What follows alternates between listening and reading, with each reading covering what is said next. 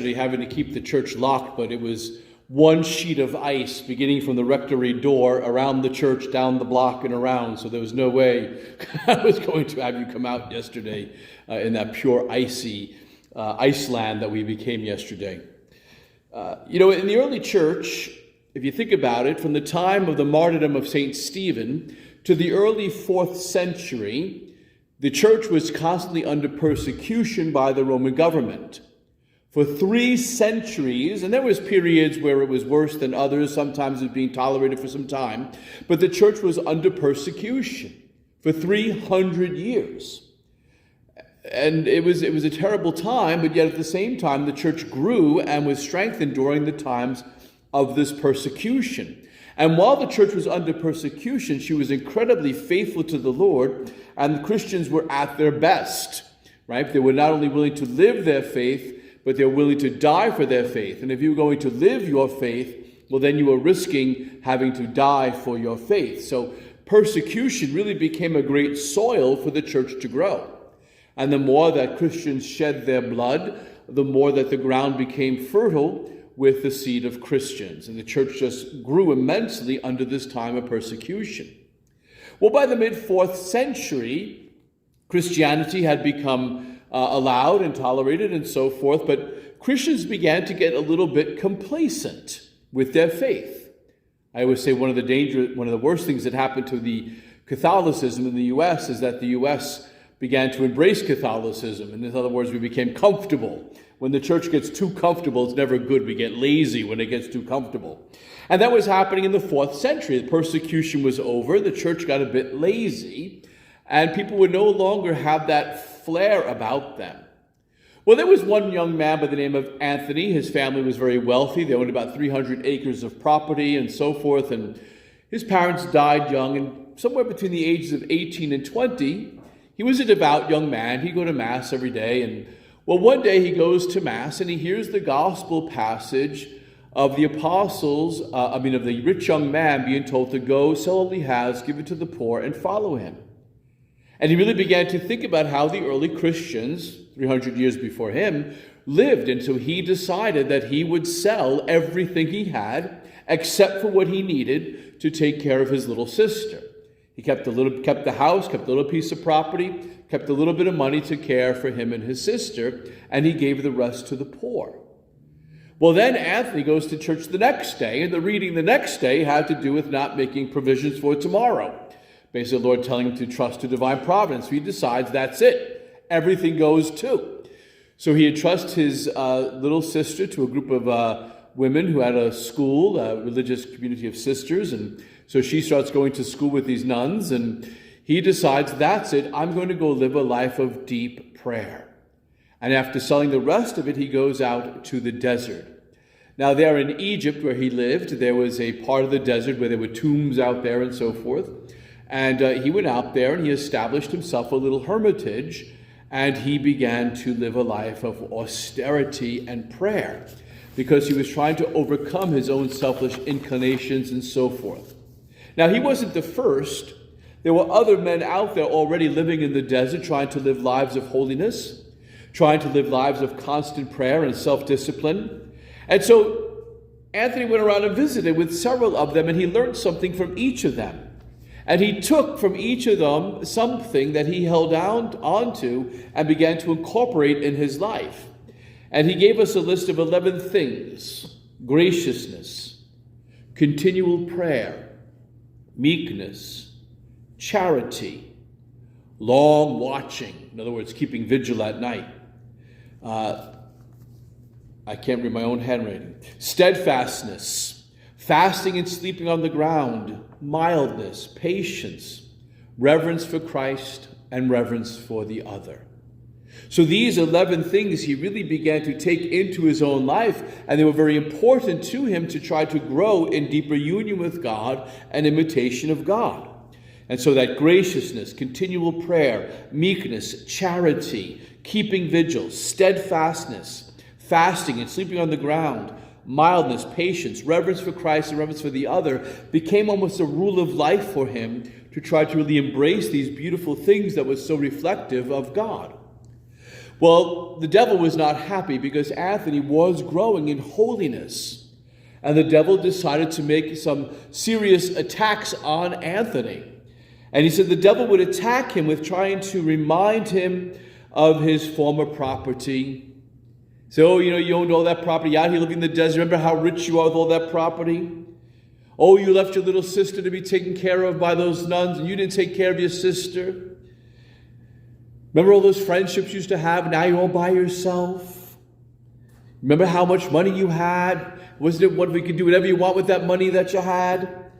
The devil used to tease him or make him think about things like, remember how much you used to enjoy good tasting food, and here you are fasting? Here you are so disciplined and used to just relax in life, and the devil kept bringing these things up to him, right? Telling him, like, look how hard virtue is. Look how difficult it is to be virtuous. Your body is weak, and it's going to be such a long time you're going to be out here. The devil was using these tactics to try to dissuade him from living it the way he was living and tried to go back to the world by dancing these things in front of him, right? The money he had, all this other stuff, the guilt trip about not taking care of his sister. The devil kept giving him these temptations, and he had to really stand fast against these temptations in order to stay close to the Lord and continue to grow in holiness.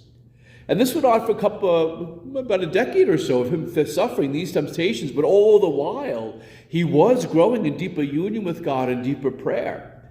And so he began to renounce the world and all its pleasures. As the devil would constantly bring these things to his attention, he would renounce them, and he would renounce worldly pleasures. He wanted to live for the kingdom of heaven. He wanted to truly be prepared to enter heaven, and he wanted to detach from everything in this world. And so he began to grow in prudence and justice and temperance and fortitude, in understanding and charity, in a great love of the poor, in gentleness and in hospitality. These became parts of his life where he began to grow in these different things. He began to possess them as being truly the possessions, truly the treasures that he wanted to cling to. He didn't want to cling to property or to money, even to cling to friendships. He wanted to cling to prudence, to justice. He wanted to cling to temperance. He wanted to cling to fortitude and understanding. He wanted to cling to charity, to love of the poor, to gentleness, to being hospitable. For him, he believed these are the things that really matter. These were the true treasures of God. And he continued to grow so beautifully. One of his secrets, he said, was that he used to reflect often on death. He used to quote from St. Paul, and St. Paul wrote in Corinthians, I die daily. And he had to use that as a bit of a theme for himself, to die daily. And he said, when we wake each day, we should think that we won't live to see the evening. Right? So the whole idea is when you wake up in the morning, you start your day thinking, I may not make it to the evening, so I have to live this day the best I can before God. I have to give it my all. I have to be as holy as I can this day because I may not make it to sunset. And so I better get holy because if I die today, I want to be ready for the Lord. So that was his plan when he woke up in the morning, as he lived each day as if he was not going to make it to the night. And then he would go to sleep. He said we should think that we won't wake up in the morning.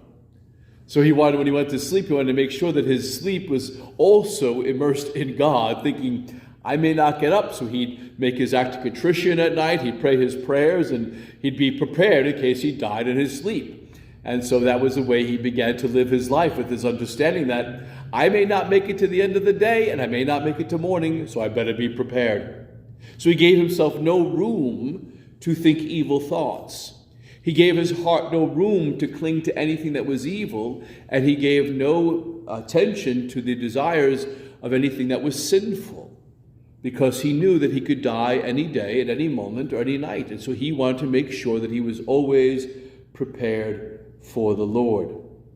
He said, when we live with daily expectation of dying, we won't sin. If we live with that daily expectation, we shall not have a longing for anything of this world. If we die with that expectation, we will store up treasures in heaven and not on earth. He said, if we live each day with that expectation of death, he says, we shall be poor, trusting in God's providence for everything, not worrying about tomorrow, because I may not have tomorrow. My mother always said, tomorrow is promised to no one. I guess that came from Saint Antony of the Desert, right? He said, if we live with that understanding that we could die today, we shall forgive everything. We'll forgive everything. You know, when a person is in the dying process, they begin to forgive people that they know that they need to forgive. He said, if we live each day with that understanding that we may not make it to the end of the day, he said, we'll forgive everything. He said, the desire for evil pleasure will not be met, but we'll be able to turn from it. And he said, if we are living each day with understanding of death could come, we're going to strive always to live for the day of judgment. In other words, to live for that day we can stand before God and say, Lord, here I am, and be able to be truly before him innocent as one ready to enter the kingdom, because we have lived each day for the kingdom. It wasn't morbid thinking that some people may consider to be morbid thinking that way, like he's always thinking about death. Every morning he thinks about not making it to the end of the day, or every night thinking about not making it to the morning. It wasn't morbid thinking. It was actually holy thinking, because his whole thought was, I don't know how much time I have, so to spend every minute of every day in beautiful preparation for all that God has prepared for me. It's that thirst and that want to be with God forever in heaven.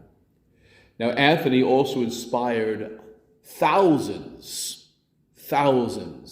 of people to leave their homes and to go to the desert and to live as hermits in the desert. He's actually considered to be the father of monastic life, because from the desert fathers became monasteries and so forth. But Anthony drew many people. I think, if I remember right, when he went out there was only about 30 people living this form of life. And the time he died, I think the number they said was 30,000. It was incredible. Now, he died at the age of 120, so that probably helped. He had a little extra time, so he had quite the long life at 120. However, he was truly a man of deep mystical prayer, and a man of great wisdom. And he is known as the father of the Desert Fathers. So today we celebrate this wonderful Saint Antony of the Desert, who teaches us so much about how to live our lives in right relationship with God.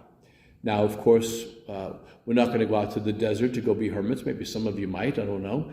But if you want to, we'll find a little desert for you somewhere in the world. But we all can take his advice very carefully to think about what is truly important. What are the things we should be clinging to?